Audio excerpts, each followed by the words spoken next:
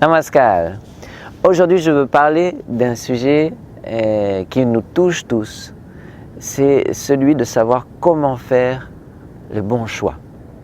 Dans notre vie, on est souvent confronté à avoir à faire des choix très difficiles, des choix qui vont bouleverser notre existence et qui vont bouleverser aussi l'existence de notre entourage. Et souvent, il est très difficile de savoir quel est le juste choix, quelle est la bonne décision à prendre. Et même avec les meilleures intentions du monde, le plus souvent, on se trompe. Alors, quel conseil est-ce que je peux donner par rapport à ces prises de décision? En sanskrit, dans notre philosophie spirituelle, on décrit l'esprit, le mental, comme ayant plusieurs couches, plusieurs strates, des strates plus superficielles et des strates plus profondes. Et au-delà du mental maintenant, on tombe dans quelque chose qui est encore plus subtil, qui est la conscience pure. Et cette conscience pure, c'est vraiment la voie de la vérité. C'est la voie de la sagesse, c'est la voie de la justesse. Donc pour savoir ce qui est juste, il faudrait à l'idéal pouvoir traverser toutes les mailles de ces différentes strates plus superficielles, plus grossières, pour arriver à se connecter à la source de connaissance universelle, à la voie intérieure, à la voie de l'intuition. Et pour ce faire, il faudrait arriver à discipliner notre mental. Et en fait, discipliner toutes ces différentes agitations qui sont liées à différents désirs, différentes peurs de notre ego, c'est-à-dire aux strates superficielles de ce que l'on est.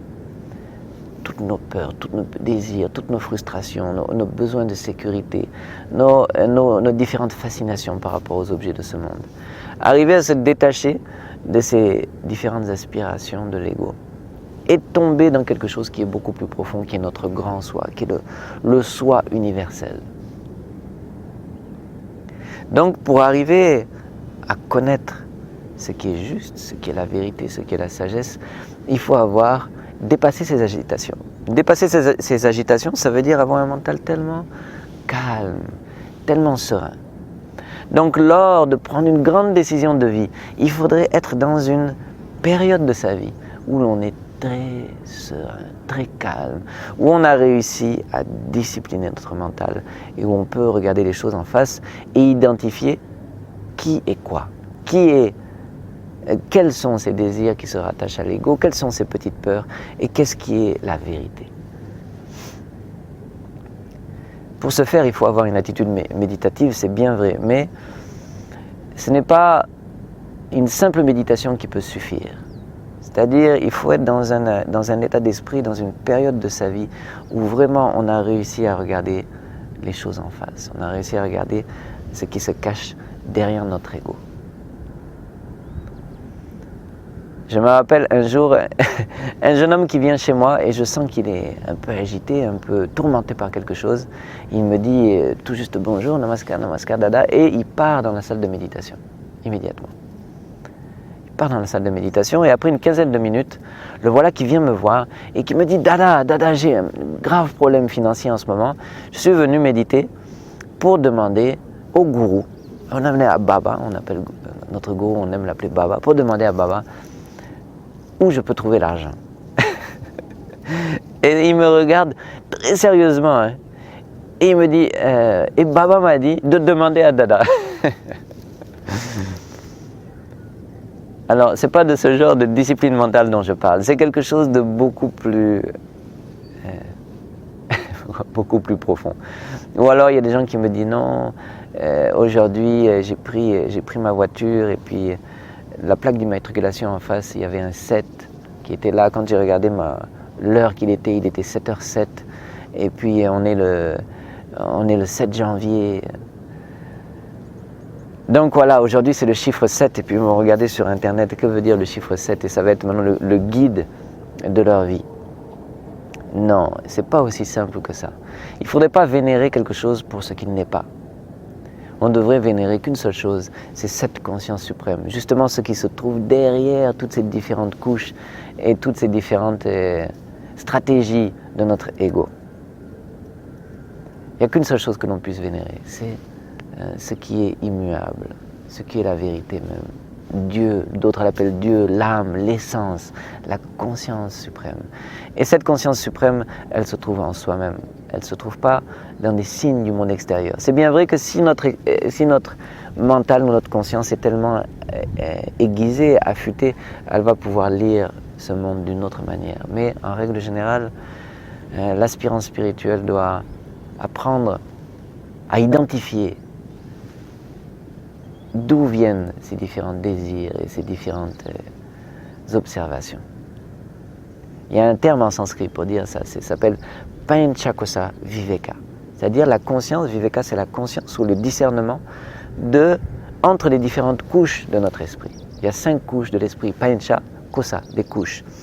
De savoir qu'est-ce qui vient des couches superficielles, qu'est-ce qui vient de couches un peu plus profondes et qu'est-ce qui vient de la conscience pure. Et on ne devrait pas vénérer des couches superficielles en pensant que c'est la conscience pure. Savoir avoir une telle discipline mentale qu'on est capable de lire, de discerner d'où viennent nos messages, d'où vient cette voix intérieure que l'on entend et que l'on ressent.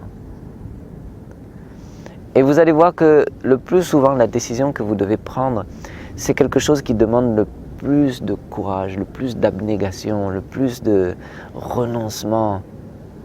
C'est quelque chose, des décisions nobles sont comme ça.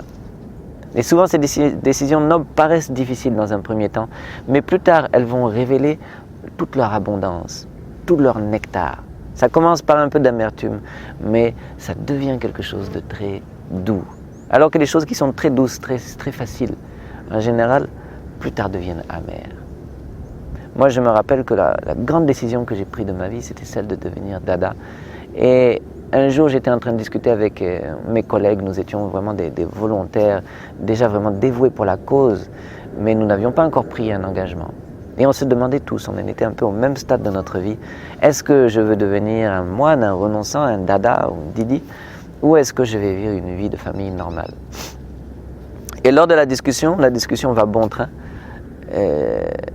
J'ai réussi, je ne sais pas par quelle grâce, à prendre un peu de recul. Et je me suis rendu compte qu'en fait, on est tous en train, justement, empêtrés dans ces couches superficielles de l'esprit, à faire nos calculs. Si je deviens dada, il y a tant de côtés positifs, tant de côtés négatifs. Si je deviens un homme de famille, il y a tant de côtés positifs, tant de côtés négatifs. Et le mental, avec sa calculette infernale, fait ses calculs pour voir qu'est-ce qui est le mieux pour moi. Et quand j'ai vu ça, j'ai dit non.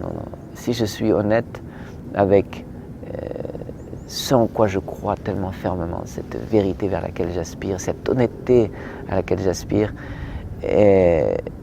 ça doit être quelque chose de plus grand que ça. Je dois honorer mon grand soi, pas mon petit ego. Et la question m'est venue, mais c'est de quoi dont l'univers a le plus besoin aujourd'hui? C'est de moi étant quoi? Et évidemment, c'était étant moine, puisqu'il y a tellement de gens qui vivent leur vie de famille, mais il y a très peu de missionnaires qui peuvent vraiment s'adonner à temps complet pour la cause. Et quand j'ai pris cette décision, j'étais au Mexique, il y avait un seul dada pour tout le Mexique. Donc, carence de moine. Et c'est là que j'ai pris ma décision. Je serai moine. Et j'étais tellement content. C'était un mélange. En même temps, j'étais tellement content d'oser faire quelque chose qui a du sens pour moi, qui va donner du sens à ma vie. En même temps, bien sûr, toutes les différentes peurs étaient là, mais j'ai touché ce qui était vraiment la juste décision à prendre.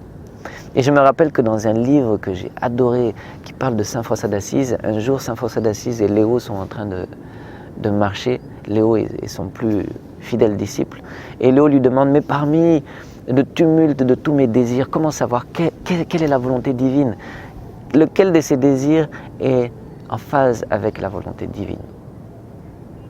Et Saint François d'Assise lui répond, parmi tous ces désirs, c'est le plus difficile, celui qui demande le plus de courage, celui qui représente le plus grand challenge pour son ego. C'est celui-là, le désir de Dieu. Et je comprends ça mieux aujourd'hui. C'est les choses nobles, les choses grandes qui vont répondre à notre désir de donner du sens à notre vie et à faire ce qui est juste. Voilà, j'espère que ça vous a donné quelques idées quelques éclairages. Si vous avez des commentaires, n'hésitez pas à faire des commentaires. Et puis on se retrouve très bientôt pour la suite. Merci beaucoup. Namaskar.